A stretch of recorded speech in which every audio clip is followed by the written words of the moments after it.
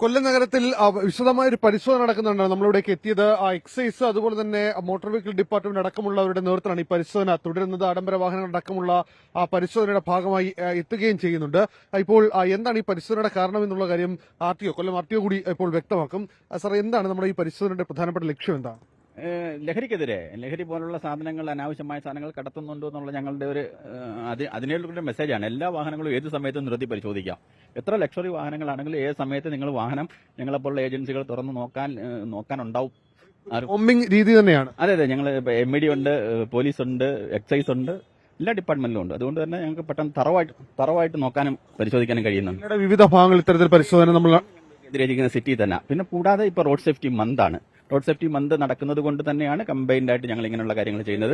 എവിടെയും പരിശോധന ഉണ്ടാകും എന്നുള്ളത്. നിങ്ങളുടെ വാഹനങ്ങൾ ഞങ്ങൾ തുറന്ന് പരിശോധിക്കും, ഡിക്കി പരിശോധിക്കാം, ബാക്കിലത്തെ ഡോറ്, ഡാഷ്ബോർഡ്. പക്ഷെ നിങ്ങളുടെ പ്രൈവസിക്ക് ഒരു കോട്ടം തട്ടാതെ ഞങ്ങൾ സൗഹാർദ്ദപരമായ അന്തരീക്ഷം കൂടി നമ്മളിവിടെ കാണുന്നുണ്ട്. കാരണം ഓരോ ഘട്ടത്തിലേക്ക് എത്തുമ്പോഴും വളരെ സൗഹാർദ്ദപരമായി ഇടപെടുന്നു. ലഹരി എന്നൊരു വാക്ക് കേട്ട് കഴിയുമ്പോൾ സ്വാഭാവികമായിട്ട് ആൾക്കാരെല്ലാവരും തയ്യാറാവും. അതിനെന്താ നോക്കിക്കോളൂ സാർ, ഒരു ഒബ്ജക്ഷൻ ഇല്ല. അത് ആ ഒരു വേയിലാണ് ഞങ്ങൾ അപ്രോച്ച് ചെയ്യുന്നതും. നമ്മളിപ്പോൾ കാണുന്ന പോലെ ഈ ന്യൂജൻ വാഹനങ്ങൾ അതുകൂടി നമ്മുടെ പരിധിയിലേക്ക് എത്തുന്നു. ഞങ്ങൾ ഇന്ന് പ്രധാനമായിട്ട് ഫോക്കസ് ചെയ്തിരിക്കുന്നത് സ്റ്റേജ് ഗാരേജ് ബസ്. ഇപ്പൊ കഴിഞ്ഞ ദിവസങ്ങളിൽ നിങ്ങൾ പത്രമാധ്യമങ്ങളിലൂടെ വായിച്ചറിഞ്ഞിട്ടുള്ള വാർത്തയുണ്ടല്ലോ. അതായത് വാഹനത്തിന്റെ സ്റ്റേജ് ഗാരേജ് സർവീസ് ബസ്സുകളുടെ ഉൾവശം ഞങ്ങൾക്ക് ഇവിടെ നിന്നിട്ട് കാണണം. അതിനകത്തിരിക്കുന്നവർക്ക് പുറത്തോട്ടും കാണണം. അല്ലാതെ ആവശ്യമില്ലാത്ത വിസിബിലിറ്റി ഉണ്ടാവണം. ട്രാൻസ്പെറന്റ് ആയിരിക്കണം വാഹനത്തിന്റെ ഉൾവശം. അപ്പൊ ഈ ആഭരണങ്ങള്, തൂക്കലുകള്, തോരണം, അതൊന്നും പാടില്ല. ഇപ്പൊ കുറെ അധികം വണ്ടികൾ നിർത്തി ഞങ്ങളിപ്പോ തൽക്കാലം ഒന്നാമത്തെ ഘട്ടം എന്ന നിലയിൽ ഞങ്ങൾ അത് ഒഴിവാക്കിയിട്ട് അവർ പറഞ്ഞു വിടുക ചെയ്യുന്നത്. ഫൈൻ അടിപ്പിക്കുന്നില്ല. നിയമലംഘനം നമ്മൾ കണ്ടെത്തിയിട്ടുണ്ടോ സാർ? ഇപ്പൊ ഈ പരിശോധനയിൽ ഇന്ന് തന്നെ 6-7 വാഹനങ്ങളുടെ ഫ്രണ്ടിലുണ്ടായിരുന്ന അനാവശ്യമായിട്ടുള്ള റിബൺ തോരണങ്ങളൊക്കെ ഞങ്ങൾ ഒഴിവാക്കി. അപ്പൊ കാണാൻ തന്നെ വണ്ടി വൃത്തിയായി. അതിനാൽ അത് പൊടി പിടിച്ചങ്ങ് ആകെ നാശമായിട്ടാണ് ഇവരത് മെയിൻറ്റെയിൻ ചെയ്യുന്നത്.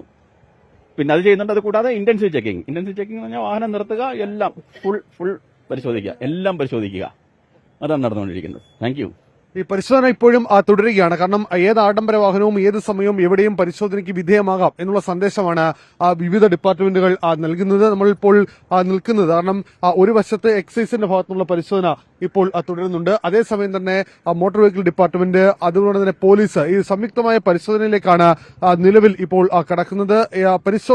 പരിശോധനയുടെ ഫലം അത് ലഹരിക്കെതിരെയുള്ള ക്യാമ്പയിൻ കൂടിയാക്കി മാറ്റുന്നു എന്നുള്ളതാണ് ഏറ്റവും പ്രധാനപ്പെട്ട കാര്യം. കാരണം നമ്മൾ ഈ ദൃശ്യങ്ങൾ കാണുന്ന പോലെ തന്നെ യാതൊരു തരത്തിലും ബുദ്ധിമുട്ടുണ്ടാക്കാത്ത രീതിയിൽ എല്ലാവരുമായി ഒരു സഹകരിച്ച് കാര്യങ്ങൾ പറഞ്ഞ് ബോധ്യപ്പെടുത്തിയ ശേഷമാണ് ഈ പരിശോധന ഇപ്പോൾ നിലവിൽ ഇപ്പോൾ തുടരുന്നത്.